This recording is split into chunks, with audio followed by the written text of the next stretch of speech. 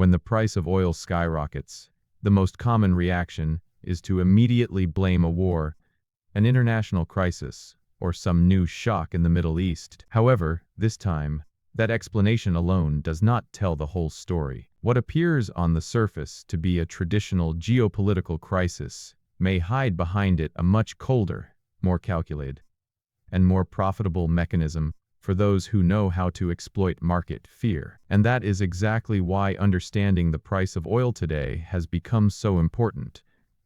Because it is not just about supply, demand, and global tension, but also about behavior, narrative, and chain reaction. The line behind this surge points out that the movement was accelerated by huge financial bets and automatic trading systems, which turned the climate of panic into fuel to push the market even higher. In other words, the price of oil does not rise only because there is a conflict, but because there is an entire system ready to react to the conflict in the most aggressive way possible. And when fear becomes an opportunity for Wall Street giants, the barrel no longer reflects only reality, but also expectation, exaggeration, and speculation. This completely changes we look at the matter, because if the price of oil rises due to a real threat, that is already concerning. But if it also rises because someone is profiting from the chaos, the problem becomes even bigger. And this is the question that opens the rest of this video.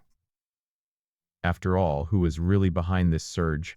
And why do so many people insist on blaming only the war, when the game seems to be much deeper than it appears? And that is exactly where the next part begins to dismantle the easiest version of this story. When we look at the headlines, the first reaction of the American public upon seeing the price of oil skyrocket at gas stations or on the news is to immediately blame the Middle East. After all, this is the easiest and most accepted historical excuse. The official narrative and news channels try to convince everyone that the recent tensions involving Iran and the threats to important maritime routes are cutting the global supply at its roots. But when we coldly analyze the data, the physical math of the barrels simply does not add up. Experts in geopolitics and energy infrastructure quickly pointed out that the real capacity for disruption did not justify such an absurd jump, nearing $120 per barrel. The military weakening of some forces in the region and the resilience of global supply chains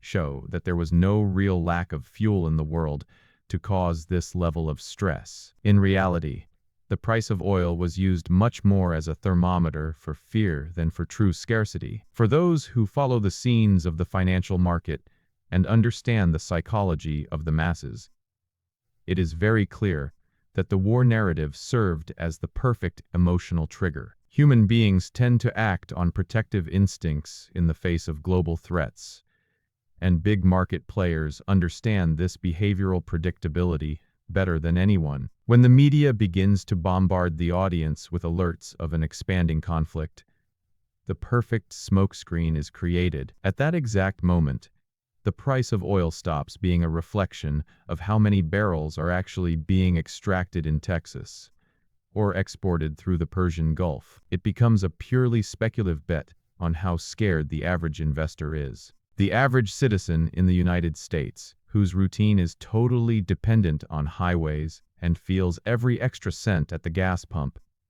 ends up absorbing the idea of international conflict as the single absolute truth for rising costs. However, if the basic fundamentals of supply and demand were in control of the situation, this escalation would not have been so irrational and sudden. The physical interruption in commercial shipping routes did not even close to justifying the gigantic leap in stock exchange contracts. Therefore, blaming exclusively the geopolitical scenario is a convenient way not to look at the hidden gears of the market. Risk perception inflated the price of oil in a purely artificial way, transforming a regional tension into a money-making machine based on collective panic. And if the war was just the ideal backdrop to trigger this chaos, the true culprits for this trillion-dollar distortion do not wear military uniforms. They operate from inside luxurious offices, very far from any conflict zone,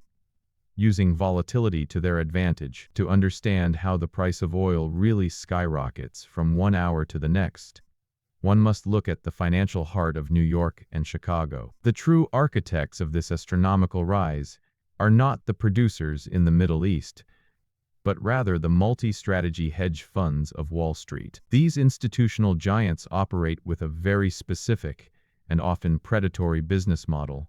They thrive in chaos. When the first headlines about global tensions appeared, these funds did not see an international crisis or a logistical problem for humanity. They saw the perfect volatility. And it is exactly this volatility that functions as the main engine to manipulate the price of oil to levels that defy logic and harm the economy. The abyss between Wall Street and the so-called Main Street, the real economy of the average American citizen, is never as evident as in these moments of prefabricated panic. As soon as the markets opened in the face of war news, an avalanche of speculative capital flooded the energy sector. These hedge funds began buying futures contracts en masse. But here is the great trick that generates so much outrage. They do not buy physical barrels to fuel fleets of cargo trucks in the Midwest, or to guarantee the heating of homes in the harsh winter of the East Coast. They buy is called paper oil. The amount of contracts negotiated daily by these institutions is so colossal that it far exceeds the real volume of fuel circulating on the planet. This means that the price of oil that reaches the gas pumps is dictated by financial bets, and not by the amount of gallons that actually exist in the country's reservoirs. It is a brutally calculated behavior. By injecting billions of dollars into purchases at the exact moment the public was most scared, these funds created a self-fulfilling prophecy. They bet that panic would make the price of oil rise, and their own aggressive action forced the entire market to price the barrel at an absurd $120. This tactic squeezes the market to extract quick profit from collective hysteria,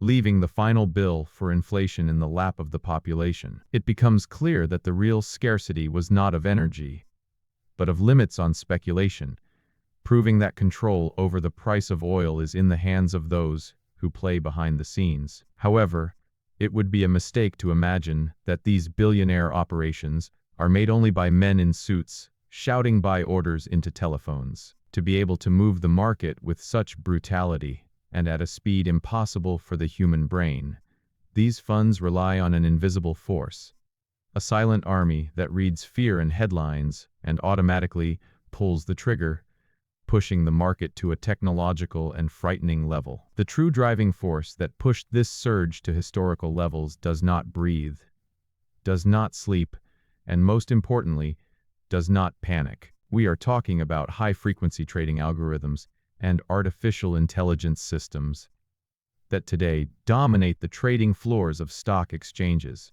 Behind the scenes of Wall Street, a large part of financial decisions is no longer made by human analysts reading supply reports, but rather by complex lines of code designed to react to triggers in fractions of a second. And it was exactly this technological infrastructure that hijacked the market and inflated the price of oil in a way that is completely artificial and disproportionate to the reality of the facts. When the first news about rising tensions in the Middle East began to pop up, a gigantic network of investment robots and automated systems, often called commodity trading advisors, sprang into action. These systems use natural language processing and machine learning to scan thousands of newspaper headlines, news agency alerts, and internet publications simultaneously. Upon detecting a sudden spike in the frequency of words like conflict, naval blockade,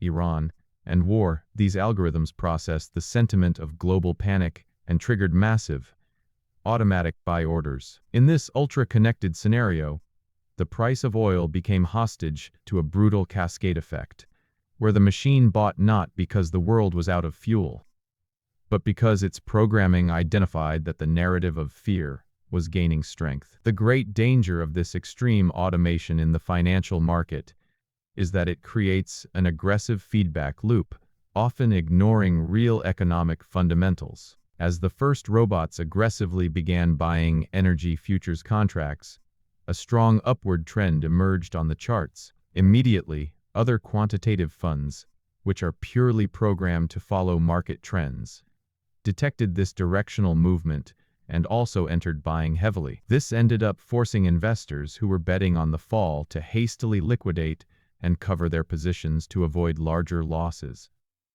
generating even more automatic buy orders. The result was that the risk protection parameters simply spun out of control. A true avalanche of electronic orders violently pushed the price of oil to the mark of $120 per barrel, proving that technology, when driven by unbridled speculation, can distort macroeconomic reality in a matter of hours. This absolute disconnection between the physical energy infrastructure and the digital financial market reveals a huge vulnerability in the current system. The price of oil was catapulted by machines that do not consume gasoline, but that were programmed to extract maximum profit from human hysteria. However, this algorithmic and speculative bubble, based on sensationalist headlines, cannot sustain itself when the real math of inventories comes to light. And when the dust settles and reality knocks on Wall Street's door,